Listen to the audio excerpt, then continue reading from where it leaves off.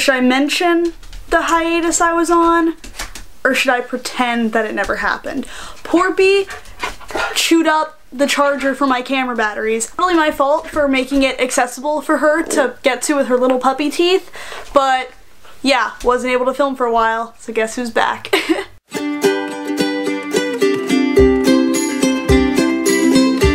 Hey, I'm Morgan, and today I'm going to be going over my February wrap-up, as well as doing a little mini haul. February was a really great month for me in the sense that I didn't buy that many books, and I also read a bunch. I didn't acquire that many books this month to justify filming a separate book haul video, so I'm just going to show you the books that I got in the month of February before I go into the books that I read this month. The first book that I'm going to be talking about that I acquired in February is one that I actually didn't buy. It was sent to me by a phenomenal person here on BookTube. Bethany over at Beautifully Bookish Bethany saw that I was on the hunt for a hardcover edition of the third book in the Gemma Doyle's trilogy, and she found it at her local bookstore and sent it to me. So I now have a copy of The Sweet Far Thing by Libba Bray. Bethany, thank you so much. You're an angel. I cannot believe that she was so kind to send this to me.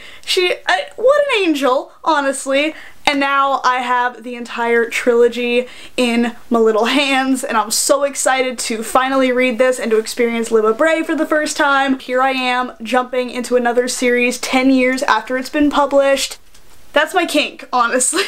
The next book I picked up this month is technically one that I pre-ordered, I guess, and that is The Future by Neil Hilborn. This doesn't come out until April, but Neil Hilborn is on a tour for this book. I got a ticket package that came with a copy of his book, and so I was able to get his book early and read it, obviously, so you'll be hearing about that more in the wrap-up portion of this video. Since I bought it with my ticket, it came pre-signed and it says stay lucky, but then I was able to meet up with Neil after the show and he signed it to me, and it says, Morgan, you're rad and I like you, and I got to meet Neil Hilborn yet again. Here's a picture of me with Neil. I love him. What a guy. Can't wait to gush about this in like 5 minutes. I also got Owl Crate this month. I did an unboxing over on my Instagram, but I forgot to put it in my little highlights thing. So those who saw my Instagram story of my Owl Crate unboxing, hi hey. My sister actually has the book that we got in this month's Owl Crate. So if you don't want to be spoiled for the February Owl Crate, don't look, I guess. But we got The Hazelwood by Melissa Albert, I think her name is. The Hazelwood follows our main character Alice, and her grandmother has written these dark fairy tales. I think they take place in a world called the Hazelwood, and her mother is kidnapped by one of the creatures that exists in her grandmother's story, so Alice has to go on this trek to find her mother in this world that she's always thought was a fairy tale. So I cannot wait to read it. Next, I picked up The Cruel Prince by Holly Black. This is going to be the Hot Mess Book Club Book of the Month for March. Spoiler alert for my March TBR. I am going to go into this as blind as possible because I haven't read a Holly Black book since I was 10 years old when I read the Spiderwick Chronicles for the first time. I think that Holly Black's books are the ones that you should go into as blind as possible. All I know about this is that there's fae, but it's a Holly Black book, so why wouldn't there be fae in it?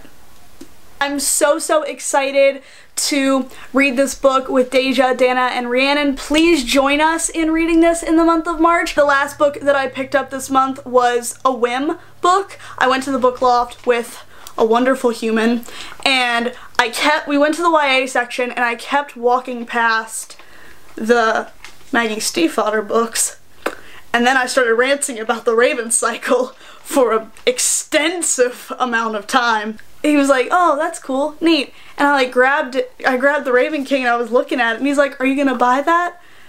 And then I thought to myself, treat yourself. And then I bought this book. If you didn't know, I'm trash for the Raven Cycle. This is the fourth and final book in the Raven Cycle Quartet series by Maggie Stiefvater. I am so excited to read this and to continue on with the series. But I finally have the entire series in my grubby little hands, and I can just marathon it because I know once I finish the Dream Thieves, I'm gonna immediately pick up Blue Lily Lily Blue. because of who I am as a person. I can't wait to continue on with the series. I'm so excited. So those are all the books that I acquired in February. Now we're gonna talk about all the books that I read in February. Guys, February was an astounding month for me, both in the fact that I read a good amount of books and almost everything I read was 5 stars. We're gonna go over my stats real quick. I read a total of 9 books in the month of February, which amounted to be 2,120 pages. Of those 9 books that I read, 7 of them were physical, 1 was an ebook, and the last one was an audiobook. 5 of them were books that I borrowed from the library, 3 were books that I owned, and 1 of them was an ARC. And my average rating this month was a 4.5 star rating. Books that I didn't like very much, but the books that I loved were the cream of the crop, as Macho Man Randy Savage would say. In typical Morggy Reads fashion, I'm going to do mini reviews of all these books, starting with my least rated book, going up to my like 5-star books. 7. 2 books were not 5 stars. Let that be known. So like, this is gonna be a gush session. The first book that I'm going to be talking about, the lowest rated book of the month, was The Sun and Her Flowers by Rupi Kaur. I borrowed this from the library. Wasn't a fan. On my thread on Twitter of all the books that I've read so far this year, I said that I gave it a 2.5 out of 5 stars, but the more that I think about it, I actually decided to set with a 2 out of 5 stars. It's not that I'm not a fan of modern poetry. You'll see that here in a little bit, that is the exact opposite. I think that modern poetry and modern poets have a lot of potential. I just personally cannot get down with Rupi Kaur's writing style. Her stuff is so simplistic and it's very like fake deep, and I just cannot get into it. I didn't like Milk and Honey very much. I thought this was a step up from Milk and Honey, but that doesn't mean that I liked it. There were also like a lot of metaphors and lines that were directly taken from Milk and Honey, like this poetry collection was about 250 pages, and I just do not think that modern poetry collections need to be that long. It's very hard to write 250 pages of modern poetry without every poem being a regurgitation of the last. I love when poetry can touch people and resonates with people, because I have poetry that sits well with me. This just isn't that. And if that's for you, I think that's a phenomenal thing. It just wasn't for me. The next book that I read was a memoir, and that was A Father's Story by Lionel Dahmer. Yes, this was a book written by Jeffrey Dahmer's father. As most of you may or may not know, I don't know how well you follow me, I am going to school for my doctorate in clinical psychology. I find psychology to be exceptionally interesting, and sometimes I like to research serial killers. Jeffrey Dahmer has always been a person that has intrigued me from a scholarly standpoint, and it was really cool when I found out that his father had written a book. I immediately put it on hold at the library, and then I finished it and my mom immediately read it. Father's Story is basically Lionel's accounts of how he felt when Jeffrey was a child, and things he noticed but didn't notice well enough, and things that he was going through while Jeffrey was arrested, while Jeffrey was on trial, and just how he stood by his son and how he came to accept the fact that his son was this person that he never dreamed of him becoming. I thought this was really interesting to read. I ended up giving it a 3.5 out of 5 stars. It was very strange to read. He very much was a sympathetic person for Jeffrey. Throughout these things that he did, he recognized that what his son did was wrong, while also still holding love and support for him, and that was something that I just was very like discomforted by, I guess. It was just something that didn't sit very well with me while I was reading this book, and also just his blind eye and just the things that he wasn't paying attention to was also very disconcerting. It's really weird to rate a nonfiction story, it's really weird to rate somebody's life. Like, it's weird to look at this and be like, yeah, I know your kid like killed a bunch of people and you felt really weird about it. Here's 3.5 stars on Goodreads. What does that do? I have a lot of feelings about this book. I'm still thinking about. It's definitely one I'm not going to be able to stop thinking about for a while because that account and that perspective to read from was so intriguing to me. So it's time to get into the 7 5-star books I read this month. The first one I'm going to be talking about is an e-arc that I received on NetGalley, and that was The Witch Doesn't Burn in This One by Amanda Lovelace. This is her second book in the Women Are Some Kind of Magic series of poetry collections. Oh my god. Whew, listen, if you heard my Rupi Kaur review and thought, oh, Morgan is shitty and doesn't like modern poetry, honey, you got a big storm coming. If you're not familiar, Amanda Lovelace also wrote the poetry collection The Princess Saves Herself in this one, and this is her second collection, and it comes out on March 6th, tomorrow. I can't even like talk about how beautiful this was. All her books, just the entire collection was interwoven with these feminist undertones and just this like overall sense of like witchy and owning your power and being a woman and being unashamed of that and unquestionably unashamed of that, and it was so empowering. It was powerful and beautiful, and I just cannot express how much it meant to me. I guess this is what we have to do now. This poetry collection was gorgeous and empowering, and it meant the absolute world to me. So the next 3 books I'm going to be talking about are all a part of the same series, and those books are Every Heart a Doorway, Down Among the Sticks and Bones, and Beneath the Sugar Sky. These are all by Seanan and McGuire and in the Wayward Children series. I read all of these books in a 24-hour period, and I love them. I could not get enough of this world, and I think it's been confirmed that we're getting like 5 more books in this series. These short little novellas pack the biggest of punches. Every single one of these was a 5-star read. This series takes place in a world where portal fantasies exist, so like Narnia, Oz, Wonderland. They find a door or they go into a trunk and they find themselves in this place that just beckons for them, and they feel so at home here, and then once the world doesn't need them anymore, they get spit back into reality and they have to readjust, and they are so unsure of how to readjust after going to such an extraordinary place, so they find themselves at this home, and it's called Eleanor West Home for Wayward Children. It's a boarding school, and it was so good. The first book follows our main character, Nancy, who shows up at Eleanor West's home. Down Among the Sticks and Bones is actually a prequel that follows 2 characters, Jack and Jill, that you meet in Every Heart a Doorway, and then Beneath the Sugar Sky is a direct sequel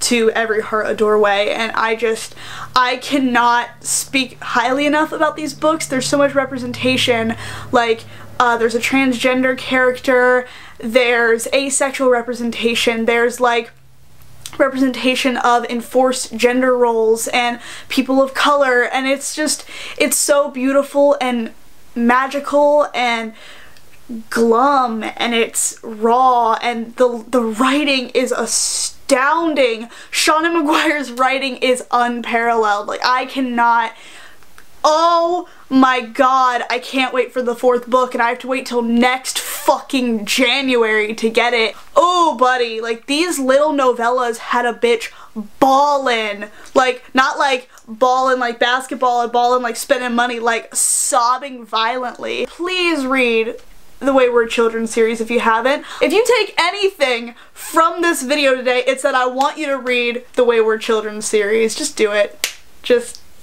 Yep. The next book I'm going to be talking about is the one that I listened to on audiobook, and that was Born a Crime: Stories from a South African Childhood by Trevor Noah, and the audiobook is narrated by Trevor Noah. And if you can, I would implore you to listen to the audiobook of this. Read it in general, digest it in any way that you can, take it in any form of media that you can, but if you're able to listen to the audiobook on Overdrive or through Audible or whatever you use to listen to audiobooks, definitely listen to the audiobook. I didn't think I was going to rate this 5 stars. Like I said, it's very hard for me to rate memoirs. It's hard for me to look at Trevor Noah's life and be like, your mom got shot in the head and survived. 4 stars. Like, what the fuck? This memoir was so beautiful, and listening to it on audiobook was like I was at coffee with Trevor Noah and he was just telling me his life story. It was so raw and so authentic. Trevor Noah grew up in South Africa during apartheid, and interracial relationships were highly frowned upon and illegal. So Trevor, being a biracial boy in apartheid South Africa, was quite literally born a crime. And he talks about how he grew up as a biracial child in that environment and how South Africa was at that point, and just it was so moving and so beautiful, and I loved hearing about his culture, and I loved hearing about his family and his stories, and he's so funny. Out of the memoirs that I've read, and I've read quite a few, this is my favorite. This one was astounding, and it was really neat to just like see things through his eyes and through his lens, and to hear some of his stories that were just outrageous. And it was beautiful and heartbreaking and moving and inspiring and a bunch of other words. I gave this 5 out of 5 stars. My face hurts so much from smiling because all these books just like made me so happy, and reading good books just makes me so happy. I'm such a dork. The next book I'm going to be talking about, my next 5-star read, was Six of Crows by Leigh Bardugo. Jesus Christ! This book was so good. Oh, home. Whew. If you're new, hi, hey, I'm Morgan. I'm in a book club with 3 other phenomenal booktubers. We're called the Hot Mess Book Club, and every month we read a book, we do a live show on it. Six of Crows was our February book of the month. I had some things go on. My mental health was not at a peak level the day that we had the live show, and rather than ask the girls to reschedule for my benefit, I just said, hey, you guys can have the live show, I'll just be in the chat talking to everybody. It's hard to explain. Mental health's weird, you know? That doesn't take away from the fact that I absolutely adored this book. Everything that Deja said in the live show is basically how I felt. Do I need to tell you guys what this book is about? It is about 6 morally gray as fuck characters doing morally gray as fuck things. I loved this book. This is the first book I've ever read by Leigh Bardugo, and it did not disappoint me in the slightest. I loved this book. I loved the characters, the atmosphere, the writing was just, it was so good. It was so atmospheric. I felt like I was in Ketterdam. So often you read YA, and you read YA fantasy, and every character just has morals and ethics and a code to follow, and they're like, oh no, we can't kill that person, that's a bad thing to do. I always feel like I'm reading an after-school special anytime someone's like debating whether or not to kill somebody or whether or not to do a thing, and these kids just do the things, and they're like, yeah, those people died, but like, had to be done, no mourners, no funerals, and it's like, yes, give me more. Anytime Kaz did anything, listen, I am going to stand on this rock and die on it and say that I am 100,000% officially Kaz Brecker garbage. I love Kaz Brecker, okay? I didn't think I was gonna go here, but I'm gonna go here. Y'all mind if I just talk about Six of Crows real quick? We don't get disability rep in YA contemporary as it is. We don't get a lot of disability rep in young adult. The fact that we get such wonderful own voices disability rep in a YA fantasy, high-ass fantasy book. Ooh, give me more of that, please. So Leigh Bardugo struggles with a condition called osteonecrosis, and she didn't blatantly say that's what Kaz had, but she gave him similar symptoms to the ones that she experiences, and I think that that is gorgeous, and own voices representation is very important, and I think that that's great. There's also LGBTQ representation in this book. There's people of color. This is a great book, chock full of representation, chock full of themes that we don't often get to see in literature at all, much less young adult. We get to see these characters be badass and be unapologetic about what they do, and I think that is so refreshing. And I root for these characters so hard, and right after I finish filming, I think I'm just gonna start Crooked Kingdom. I think that's what I'm gonna do. Damn. March TBR. Spoilers. I have to stop here, because if I keep going, this will become a 3-hour video about how fucking much I love Six of Crows. Okay? Like, I'm not done talking about it. Now, we're going to get to my final book for this wrap up. My last 5-star read of February 2018. And that was The Future by Neil Hilborn. Do you guys mind if I cry real quick? Neil Hilborn is a slam poet and a spoken word artist. He is very popular because one of his poems, OCD, went exceptionally viral. I'm sure if you've been on the internet, you've seen the OCD poem on your Tumblr dashboard, or in your YouTube recommendations, or on Twitter, or somewhere else on the internet, on the World Wide Web, if you will. This is Neil's 3rd collection of poems. She is a small girl, but we love her. We love a small poetry collection where all the poems are unique and different. I'm going to tell you some of my favorite poems real quick, and then I'm going to cry for 20 minutes about how much I love Neil Hilborn, okay? Cool. Some of my favorite poems in this collection are as follows. I don't need to have a better day. I need to feel better about this one. The Door. Lake. Next Exit is phenomenal.